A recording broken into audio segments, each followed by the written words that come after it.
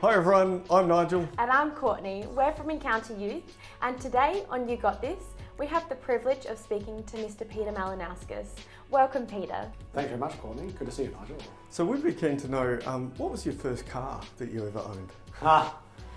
First car was a Tirana. It was a brown Tirana, but all my mates at school called it the All-Rana. That's because the T fell off the back of the car. So it was a bit of a hand-me-down bomb, but got me to and from school. I don't know if I'd say I frequently ran out of petrol too because the petrol gauge didn't work. I'm sure many young people could relate with that. Yes. Yeah. Most people have hobbies and interests outside of work. What are your hobbies and interests? Family, initially family is something I love spending time doing and spending time with my kids because I don't get to do it as much as I probably should. But the big outlet I've got in is playing footy. I still play footy for the Adelaide Uni Footy Club, and I absolutely love it. So it's a thoroughly positive engagement. When I'm playing, it's 2 hours where you don't think about anything else. See ball, get ball, and that's a passion. So what school did you go to? I went to Mercedes College. And what was your best or funniest memory of Year 12?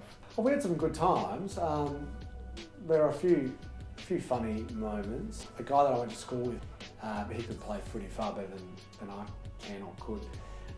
But he was a bit of a larrikin, and our footy team at Mercedes was, fledgling. It was only just sort of starting up. There hadn't been a long history of having a footy team, and I do remember, after one game, we were running around and we wanted to find a song to sing, and Troy decided to call us the Camels. Just plucked a nickname which we've never had, and so to this day the school still calls themselves the Camels, and he started that, and we it was obviously just taking the mickey, and our song was the Richmond song. So rather than we're from Tiger Land, we're from Camel Land. So when you were in Year 12, what were your aspirations, or where did you think you were heading from Year 12? I'd anticipate I'd be going to uni, but even when I wanted to do sort of either law or economics or something along those lines, but I ended up getting into economics. But I didn't really know definitively at that point where I'd end up working. I was always interested in politics and current affairs, but at that point in my life I didn't reasonably expect that would end up happening, so I feel lucky that it has. But when I was in Year 12, I can't say to you that I had an absolute view about what I wanted to go on and do, so I was still sort of learning on the journey. We often acknowledge that our life journeys aren't one linear path from point A to point B. So could you share with us quickly sort of how you got to where you are today from Year 12? It's interesting because it was a bit unorthodox. When I was at school, and then also while I was at uni, I worked at Woolies, right? When I was at school I was pushing trolleys, and when I was at uni I was working in Nightfield. And I was doing commerce and ended up graduating with a Bachelor of Commerce. But I'd actually been working at Woolworths. I'd been a member of the Retail Workers Union, and although I wasn't sort of a big unionist, there were a couple of little things that came along and I helped out on, and campaigns that appealed to me. And then someone from that union asked me to work part-time, 15 hours a week, towards the end of my degree, and to go out and visit Nightfield workers and talk to them, which I did. So at that moment I found myself in the Labor movement. From there I got actively involved in the Labor Party. I ended up leading that union, and eventually I got asked by the former Premier to come into State Parliament, which I was unsure about at first, but I said yes to, and I haven't regretted it ever since. Year 12s are often told that this is the most important year of their life. What do you think about that statement? I think it's important, but I think every year in your life is important. I think it's hard to distinguish between them. But when you're young, it's all in front of you, and you don't get to do well in Year 12 if you haven't done well in Year 11. Yeah, look, of course Year 12 is important. It's the end of your schooling life, and it's the culmination of everything you've been doing up until that point. But I think one has to be conscious of the fact that Year 12 doesn't necessarily, while it's important. It doesn't necessarily define everything about your future. And I know lots of people that didn't work out what they wanted to do until well and truly after year 12. So I would say don't put too much pressure and emphasis on its importance, but also commit yourself to doing the best you can. So I imagine that you would face a lot of pressure in your role. What personal strategies do you use to manage that pressure? Yeah, it is full on, if I'm honest about it. The thing about leadership roles in any capacity, but I think particularly in politics, is that it never stops. So it is all-consuming in that regard. I think what I try and do, and everyone's different, what I try and do is have things in my life that are stabilising forces, that are likely, that hopefully will be part of my life beyond any time in politics. And clearly family is the big one there. But like I said before, like footy is a great outlet, and my playing days are coming to an end. Let me tell you, I'm pretty sore on Sunday these days. But just being around people that that know me, that have known me for who I am, rather than being a political leader, is really enjoyable and something that I find grounding. Okay, so there's going to be a lot of year 12s that are looking into leadership roles once they finish year 12.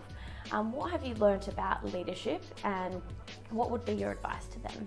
I think I'm a different leader now to what I was 10, 12 years ago. If you're trying to lead a team of people, some people might respond to constructive criticism, some people might sort of struggle with that. So you have to adjust your emphasis and tone to try and reflect that. And I think that, at least for me, I feel as though I've learned that a bit better as time goes on. To young leaders, I'd say, look, the most important thing is follow your heart. If you follow your own convictions and you genuinely believe in something you're trying to pursue, I think you're at a pretty good starting point for a leadership role.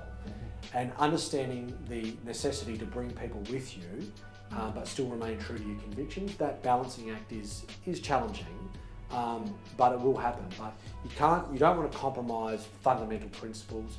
You don't want to compromise fundamental values, because when you start doing that, then people stop looking to you as a leader.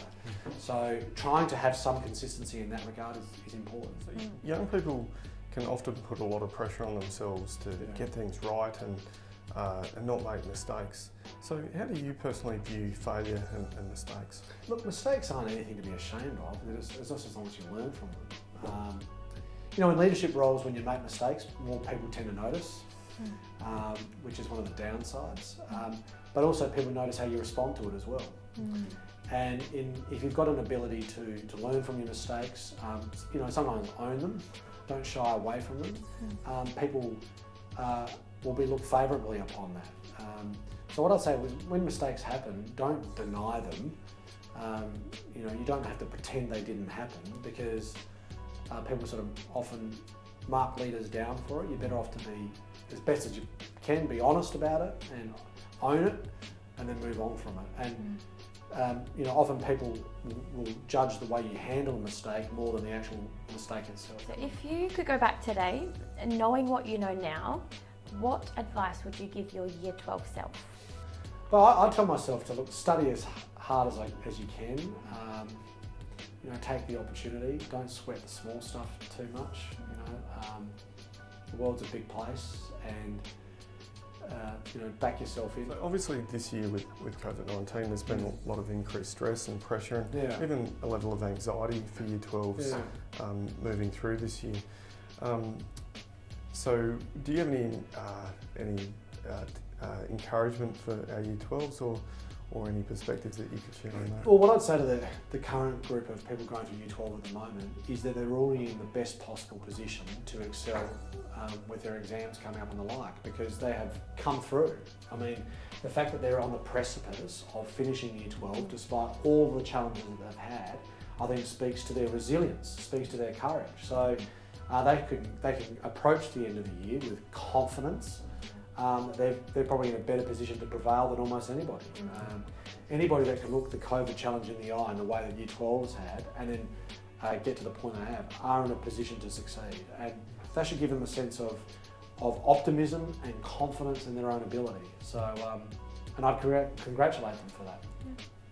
Well, my name's Peter Malinauskas and I'm the leader of the South Australian Labor Party, and to the class of 2020, you have absolutely got this.